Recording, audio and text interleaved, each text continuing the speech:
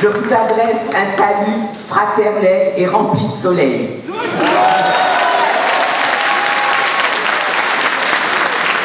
Et je voudrais souligner que ce soir, je suis fière d'être là.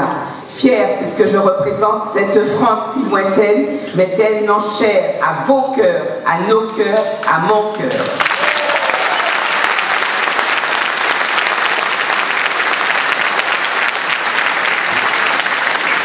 Alors je vais me présenter de manière sommaire et brève.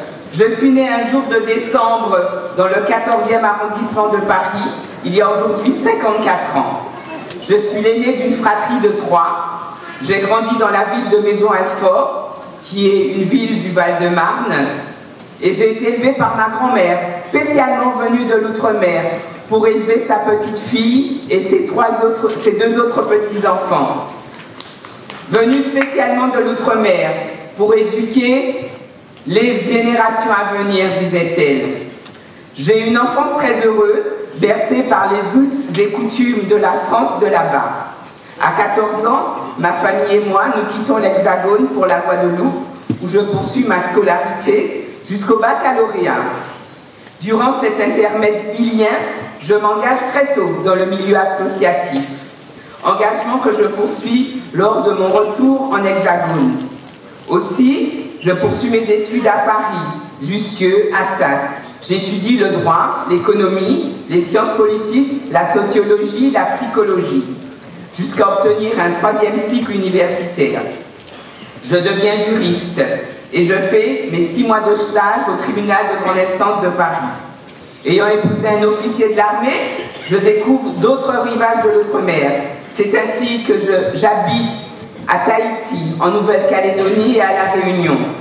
Et je prends conscience tout doucement de cette richesse, de cette valeur ajoutée, de cette chance que ces régions de la France du large nous apportent tant. Après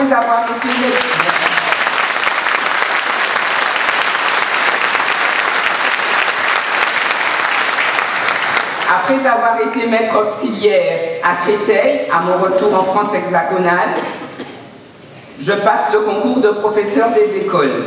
S'ensuit une spécialisation pour les enfants ayant des troubles du comportement et je passe également la liste d'aptitudes pour devenir directeur. En même temps, mon implication dans le milieu associatif s'intensifie. C'est ainsi que je suis repérée par le maire socialiste de Créteil, M. Laurent Catala.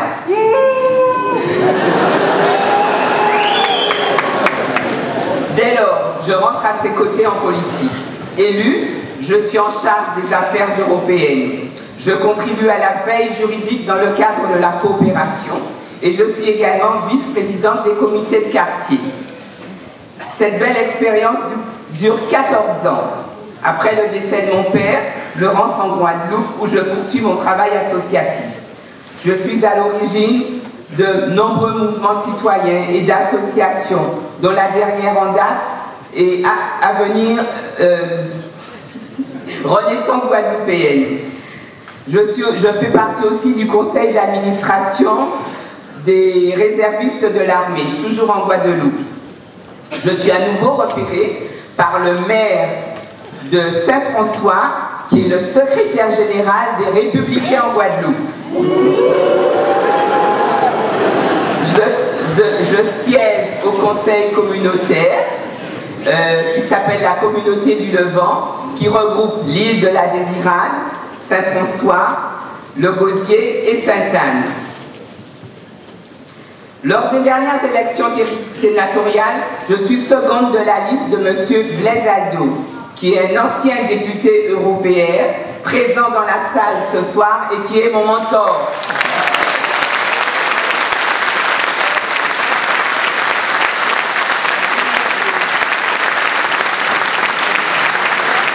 Et je suis chaperonnée par M. André Rouget, qui est un ami de plus de 30 ans de M. Blaise Aldo, qui est également présent ce soir.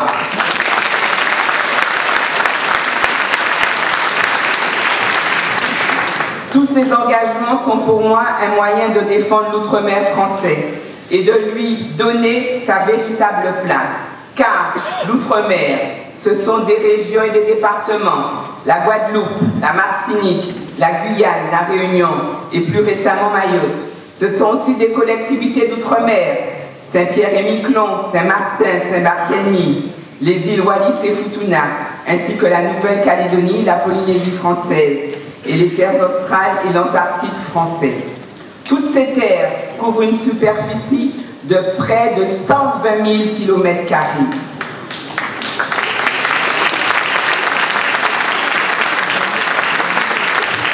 Pour près de 2,6 millions d'habitants, soit 4% de la population française.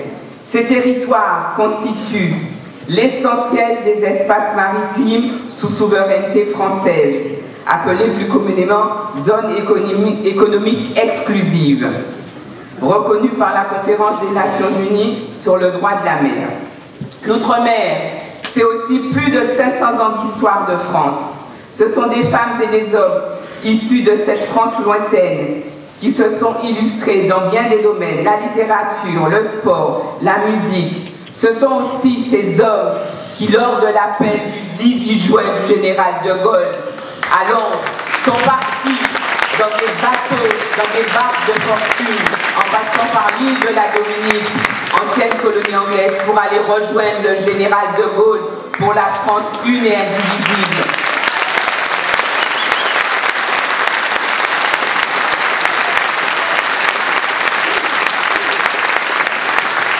Et toutes ces vérités, Marine les connaît, car dans son programme, l'Outre-mer au cœur du projet pour la France, elle présente cette lointaine France comme étant le reflet des enjeux métropolitains. Et je suis totalement convaincue par la sincérité de son propos et sa volonté d'agir. Car lors de ma rencontre avec elle, j'ai vu, j'ai entendu, j'ai compris. Une femme très au fait de la réalité de l'Outre-mer et de son histoire. Une femme impliquée, lucide, avec un cœur, un amour quasi fraternel de l'Outre-mer. Une femme pour qui la distance, pas plus que la dimension des territoires ou l'importance des populations, ne saurait constituer des critères de discrimination au sein de notre République une et indivisible.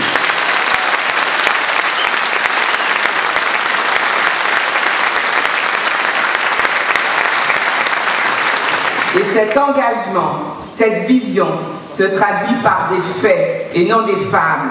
Car aujourd'hui, moi, Christiane Delaney-Clara, issue de l'Outre-mer, je suis là, devant vous, pour participer à cette aventure européenne auprès de Marine Le Pen sur la liste d'ouverture Rassemblement National. Pour notre France multiple,